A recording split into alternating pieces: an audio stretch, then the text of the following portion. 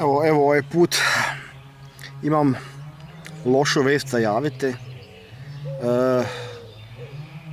Ubijen je moj suborac, Francuz Erik, 27.4. pred svojim domom u Francuskoj. Napala ga je grupa od najmanje 10 Arapa, premlatila ga je na smrt i Erik je poginuo od posljedica tog premlaćivanja. Lokalne novine tog mjesta su to objavile i oko 5 Arapa je uhapšeno, ali ta vest nije toliko bila bitna u Francuskoj i to se u Francuskoj konstantno događa. Tako da, kaj reći, osim da sam dužan spomenuti Erika, jer su se prilično dobro su se znali.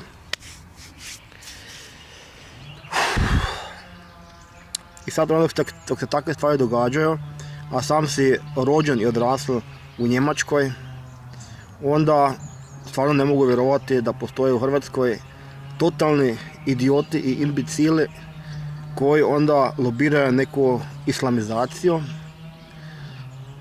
jer jednostavno nemaju pojma kaj to je i kako onda drugi ljudi koji su doživjeli to u Francuskoj i Njemačkoj gledaju na takve spodobe koje misle neko koristi zvuči iz toga, a zapravo da su vlačio samo još veća govna. Erik je, kao što rekao, poginuo 27.5. Godinama se nismo vidjeli i baš mi je žal kaj nisam se još družil s njima, a to je često tak, dok je neko ti umre, nikad ne bi rekao da bude otišlo tako rano.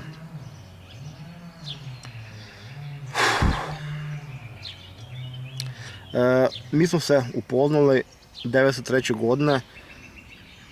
Sjećam se, to je bilo u hotelu Tomislav, u gradu u hotelu. Ja sam morao se obavijestiti da napokon idemo potpisati nekakve ugovore. Tuđman je za Novu godinu 1993. 1994.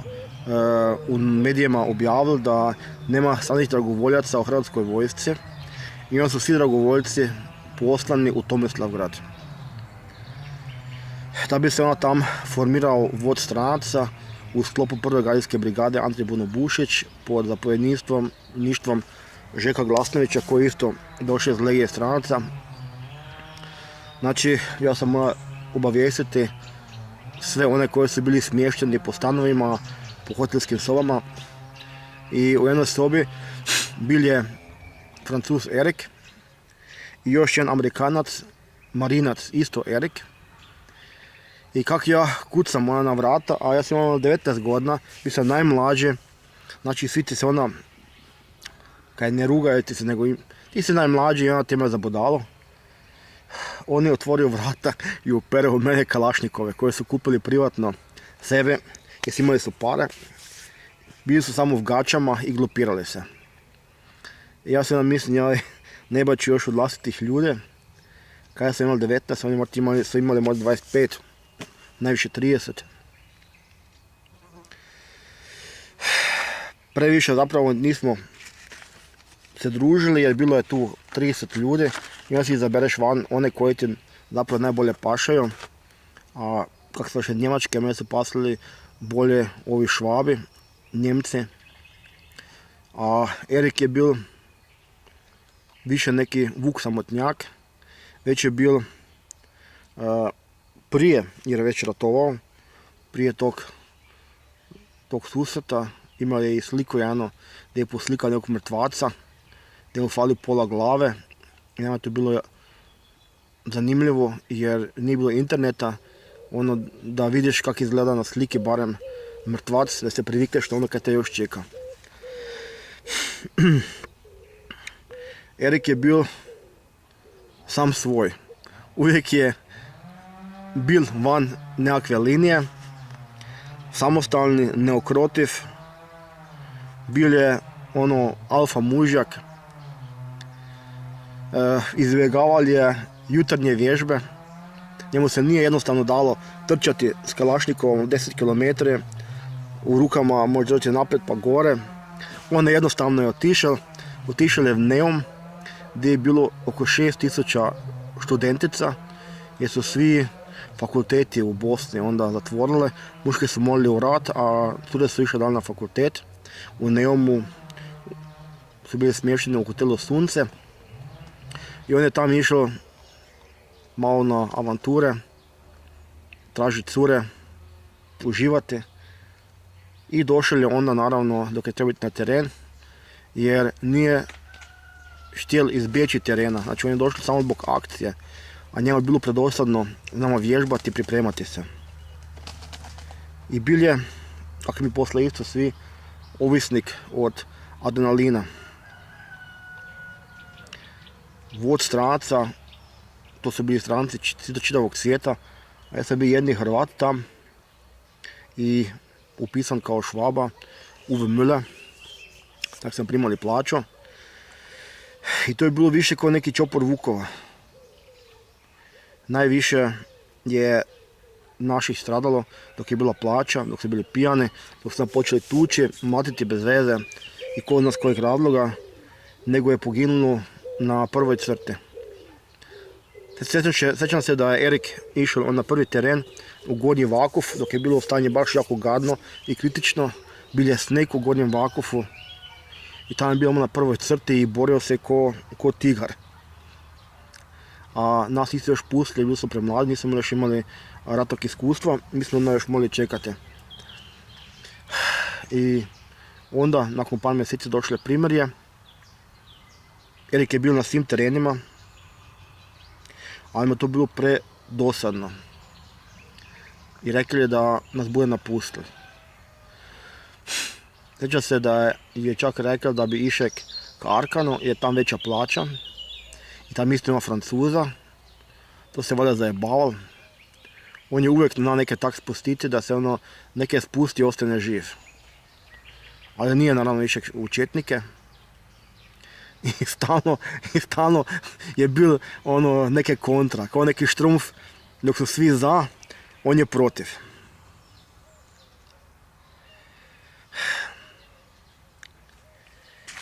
I kaj dalje reći?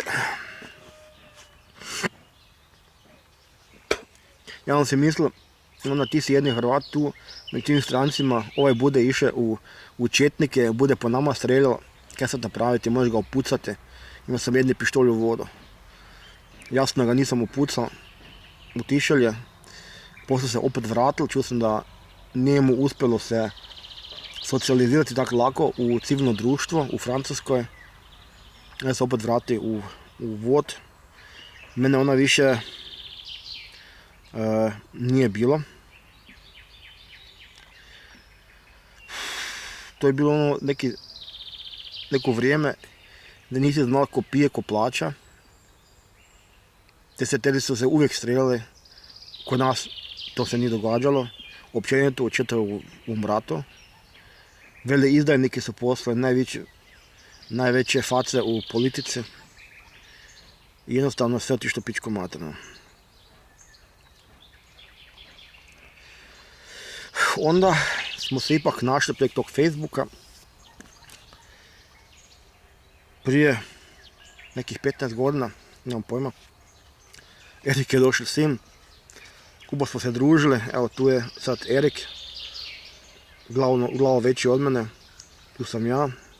Onda smo osnovali u Vinkovcima udrugu stranih dragovoljaca Domovinskog rata. Znači, bilo nas oko 20 kad smo se opet našli, preživljali. Ali onda tu je taj problem. Ja sam Hrvat od rođenja. I jednostavno, jedni Hrvat koji je bio u vodu stranaca, nisi stranac i nisi pak naš. I čitavo vrijeme su me ovi naši udbaši tu u Varaždinu i okolici uvjeravali, nisu mi uopće dali status branitelja. Dok moj zapovjednik, general Željko Glasnović, dobije 2 generalske penzije. A isto je kao bio vani u Australiji. Tako da tu se isto pitaš ko tu koga jebe.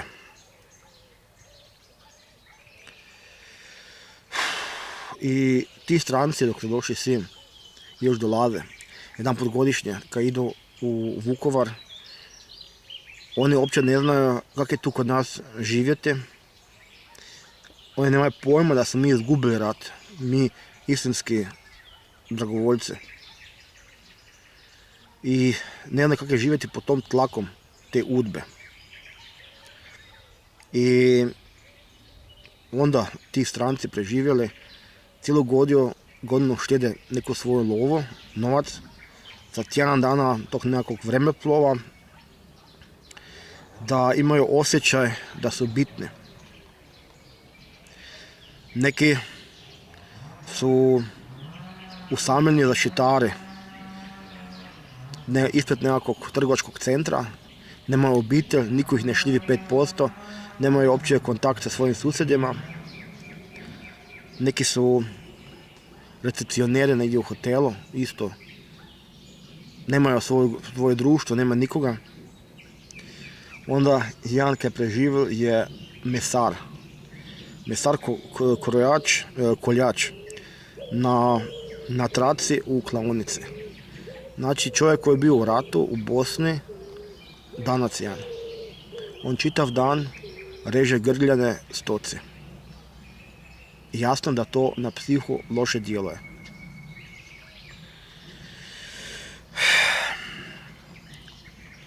I onda ti ljudi dođu s njim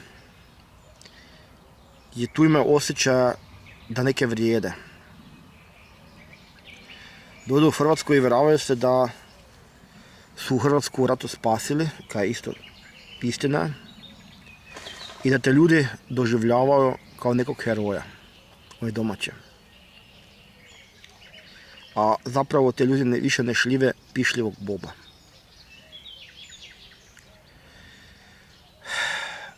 Oni još uvijek misle da je sad 90-ta, da si ti u nekoj diskoteki glavni frajer, a zapravo sad rolje gledaju samo na pare. Neke lude veterane izbjegavaju, osim ako taj veteran nema neku veliku penziju. Kak na primjer recimo, ja nemam ti status branitelja, nemam ništa, a Anđelko Stričak, radno sposoban, ima od 90-ih penziju od 6.500 kuna, dok je bila plaća običnog čovjeka 1600 kuna. I kako ne objasniti jednom stranom dragovoljcu kaj se tu kod nas događa? Jer oni ne kuže da postoje tu simulanti i paraziti.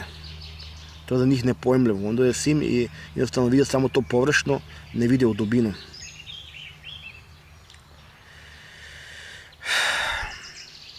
I onda ti dečke, mislim žao mi ih je, ali više jednostavno nisam mogao imati takav nekakav obraz da idem njima okolo. Jednostavno ove ulezice, ove kad se sad postali neki šatoraši, koji su postali neki šefovi nekih udruga, one se ulezivaju tim strancima, znači imaju ih oko sebe, hoće ih imati oko sebe dok su nekakve ti prezentacije mimohodi, da bi se onda kurčili kako su oni isto veliki heroji. I onda dok ti dojdeš, ja koji znam hrvatski, koji sam tu Hrvat doma, onda jednostavno ne pašeš tim domaćim hochštaplerima. Jednostavno je bilo nepodnošljivo s tim dečkima biti skupa, jer jednostavno ja njima kvarim, ovim strancima, kvarim im ugođaj. Ti si onaj koji zezne fejšto. Jer njima to lijepo piti sa nekima tu domaćima, oni uopće ne kužiju kaj je tu doista stvarnost.